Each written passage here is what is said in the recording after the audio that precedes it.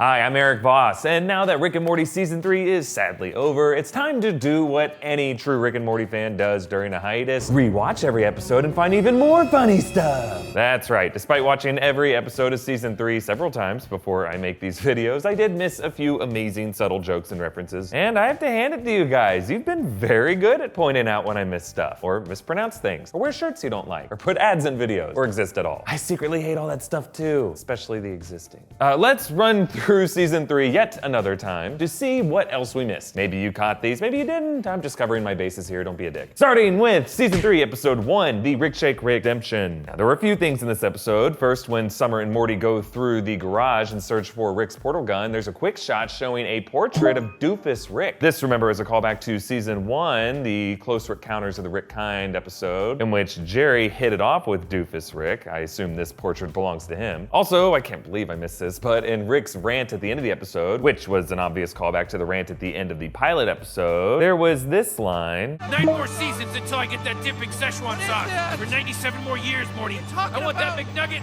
sauce, Morty. In that pilot episode, Rick famously said 100 years Rick and Morty, and this season aired roughly 3 years after Season 1, so now Rick says 97 years. Yeah, math. Thanks, Mr. Goldenfold. Okay, moving on to Episode 2, Rick Mancing the Stone. A big reference I forgot to mention was the hand gestures Morty's giant arm makes in the blood dome. Yeah, sorry pro wrestling fans, those are obviously the Hulk Hogan ear cup and the John Cena can't see me wave. So great. Next up, Episode 3, Pickle Rick. I loved all the Die Hard parody references and Pickle Rick's assault on the terrorist base so much that I overlooked nods to another action movie I love, John Wick. Specifically, there was the Russian nickname the guards gave to the Pickle Man. Some of my men are calling you Solenia, the Pickle Man, an old wives' tale. This is a reference to the Russian gangsters in John Wick who called him the Baba Yaga. We called him Baba Yaga, the boogeyman. Then there was Episode 4, the Vindicators episode. Now, early in this episode, Rick says this line: Morty, I defeat Gagu's more powerful than these guys every week. Now, some of you pointed out how Gagu's is kind of a spin on Gugaz, the alien creature we actually saw later in Episode 10. And yeah, both are a reference to Justin Roiland's Channel 101 short, Gugaz. What the hell are these crazy Gugaz?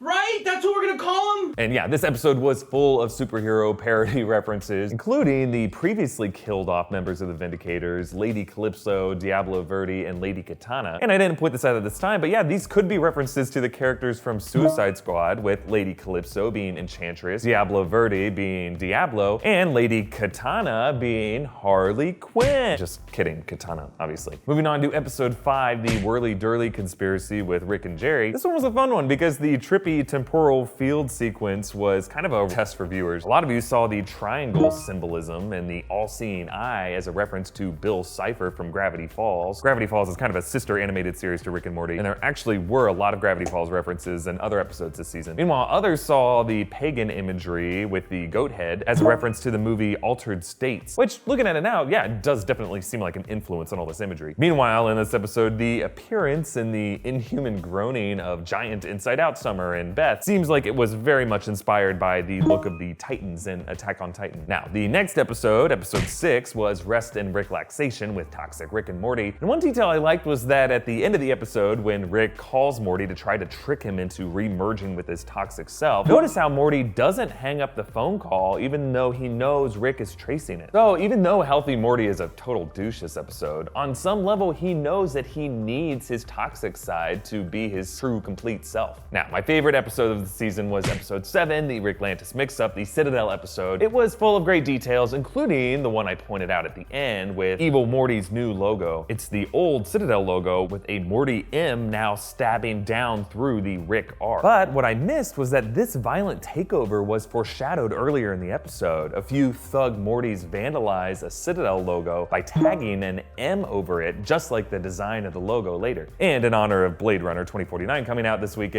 one of the many Ricks in the Citadel that I overlooked was this obvious Deckard Rick in a trench coat. Episode 8 was Morty's Mind Blowers, and with all these quick anthology shorts, a few details definitely slipped through the cracks. First, notice how when Bebo dies so that they can warm themselves in its guts, the animators included this fun visual detail of the life in Bebo's eyes fading out. Also, along with the Beseeks, female Gazorpians, and Triflorkians in the Collector's Menageries, there were also a few red angry birds in the upper left corner. And then there was this great memory of Rick and Morty interrogating interrogating this alien. Twist harder, Morty. Harder. Rewatching this season, this joke was actually set up back in the Pickle Rick episode. Flip the pickle over. What? I'm gonna touch it and you're gonna tell me it's an alien dick or something. And now this memory shows why Morty instinctively doesn't trust Rick when he tells him to touch stuff. Okay, next up, episode 9, the ABCs of Beth. Early in the episode, I pointed out how Rick's Uto box contains a Meeseeks box and a Vindibeacon. But if you look in there even more closely, you can also barely make out the memory eraser tool from the previous episode, along with a box of Simple Rick's cookies from the Citadel episode. And then this next one is an embarrassing oversight by me. I was so caught up in making alien and predator connections with Kiara and the Varix that she hunts that I described the severed head of the Varix as a crawling facehugger xenomorph from Alien. And obviously this is more clearly a reference to John Carpenter's The Thing when the spider crab legs pop out of Norris's severed head. It's honestly my favorite visual effect in one of my favorite movies, and I'll never forgive myself for missing this. And another detail we missed this episode, when Beth lovingly looks at the family on the fridge, one of the magnets has this logo of the Galactic Federation. Now I assume that's left over from the beginning of the season when Earth was still under Federation control. And that brings us to the final episode, the breakdown, for which just came out, but I didn't have time to fit these in. Notice how Rick smugly sips a martini as he shows up to save the day for the president. That's a callback to the Vindicators episode. This is a move he picked up from Vance Maximus Renegade Star Soldier when he swooped in like an ass. Yeah, Rick has become everything he hates. And then another callback from the Vindicators episode, Rick solves the Israeli-Palestinian conflict, which remember was the same hot button issue Rick considered too awkward to talk about. What the hell is Israel? It's just something Rick starts talking about when he's blackout drunk. So yeah, it sounds like Rick actually was enough of an expert on geopolitics to solve this crisis. Which of these missed jokes do you think I should be most mad at myself for? Should we all go easy on me since I wrote, hosted, and produced these breakdown videos at breakneck speed on very little sleep under the fear that commenters were gonna yell at me about intrusive ads that I personally had no choice in doing?